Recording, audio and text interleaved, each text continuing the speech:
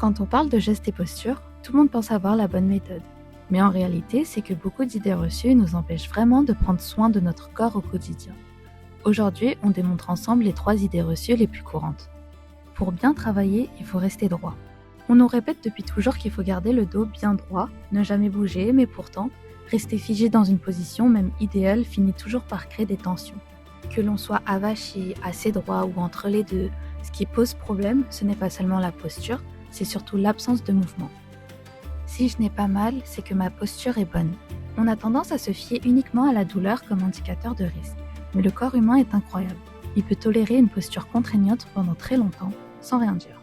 Plus la même posture se répète ou dure dans le temps, plus le risque d'inconfort ou de troubles musculo-squelettiques augmente.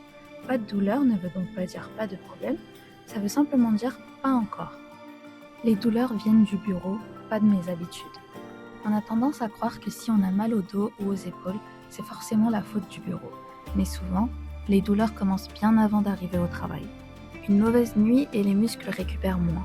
On arrive au travail déjà crispé et plus sensible. Le stress matinal contracte encore plus la nuque et les trapèzes. Le corps se met en mode vigilance et reste tendu. Les TMS sont donc multifacteurs.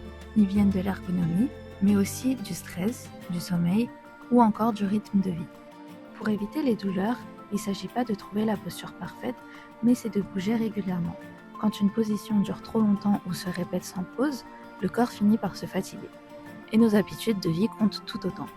Tout cela augmente les tensions avant même d'arriver au bureau.